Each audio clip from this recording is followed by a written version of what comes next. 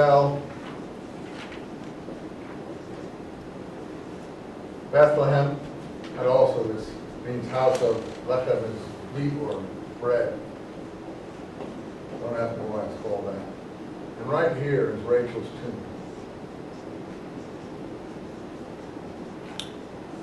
Later on, we'll hear about Joseph's tomb here. And of course, we've already heard about Abraham's tomb. But except for Jerusalem, which the Jews and Arabs have fought over, and the Jews have been somewhat successful there, almost all the rest of these places, they're still fighting over Hebron, as you know. Almost all of the rest of these places are Arab places now. But the Jews have sprinkled settlements all around here, what they call settlement blocks. And the American government, the UN, wants to get them out of there. It's a pretty difficult situation, actually. You're dealing with people who sincerely feel a certain thing. They're not hurting anyone by being there. Why shouldn't they be allowed to be? Why should there be segregated areas? I mean, if they can build a place and no one's living there, well, why shouldn't they be able to live there? Why are other people who feel they can murder people? Let a person build and do what he wants wherever he can, sustain himself. And do I say you can't live in Orange County? I mean, what a weird thing. Yet everyone takes it as normal because of all the propaganda. I think it's totally amazing that people are just basically trying to build houses and, a bit like having regional zoning here. We don't want Irvine to grow anymore. We don't want these people to be allowed to go there for sure. We want to keep Irvine small or something like Brentwood or something like that. And we can't have any new people from here there. This is astonishing to my mind. It's just a matter of enterprise. Let people go wherever they want if they can sustain themselves and flourish. That's what we do in this country, don't we? And that's such a little place. So anyway, to me, so don't get me on that subject. I'm on the losing side of the argument too. So I really want to show my frustration over that one. So anyway, now you have presumably can remember that. I don't have to draw that map again, I hope, right? You'll remember that. So that it should be starting to get into your head, even though you've never been there. Some of you probably have. How many have been there? So you've seen some of these places, huh? Presumably you've probably been to Hebron. No, that was too difficult. It depends how, I don't know, like Bethlehem's hard to get to.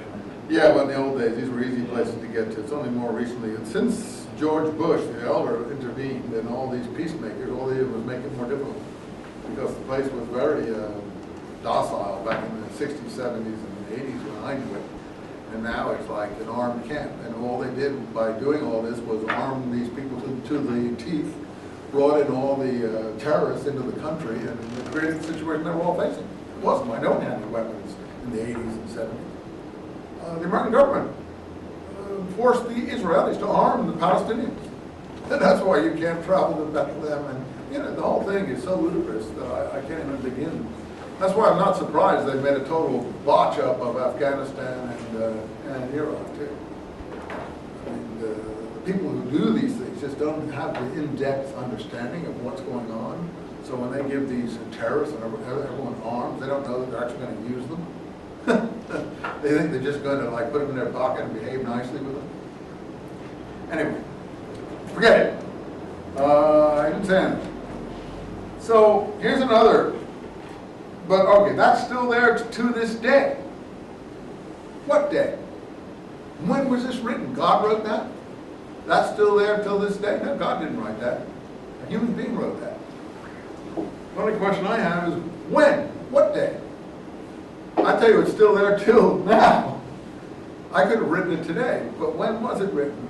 If I had my guess, I would say in David's time or Solomon's time or somewhere, 800s. I mean, Friedman is, but somewhere back then, but not way back then.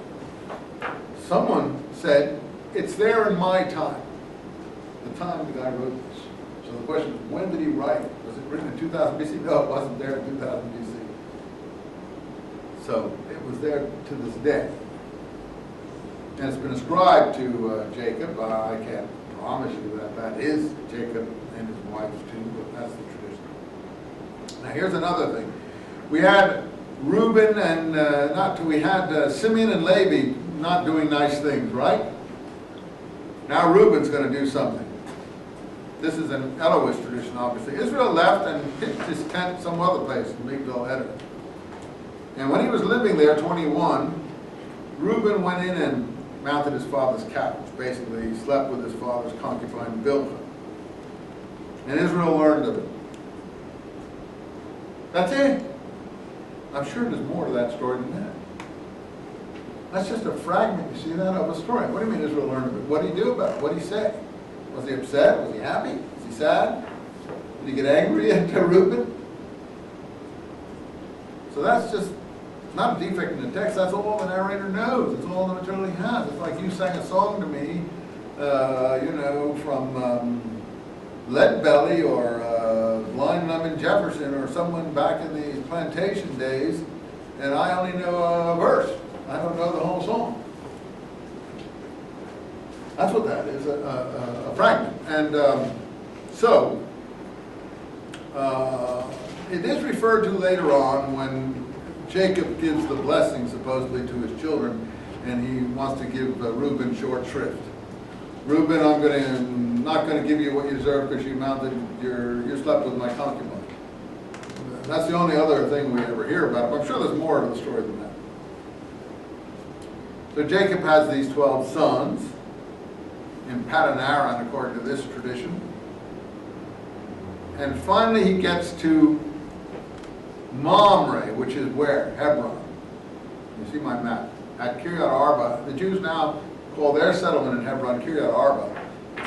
It's in the hills around Hebron, and the Jews and the Arabs fight. There was massacres of synagogues in Hebron in the 1920s under the British mandate there, and all the Jews living there were killed. And now the Jews returned after the Six-Day War, and now the Arabs don't want them there anymore, and the Jews won't leave. And the religious Jews, because it's Abraham's city, feel very strongly about that, and they want to be able to visit Abraham's tomb, and there's all kinds of conflict there. If the UN had anything to say about it, they kick all the Israelis out of there. But the UN doesn't care about religious votes. The UN only cares about how many nations are behind a certain vote. So if you've got 100 nations on your side and only 2 on the other side, obviously you're going to win the vote. That doesn't mean that that's an understanding vote or a just vote or anything. It's just politics. It's not, that's why I personally have no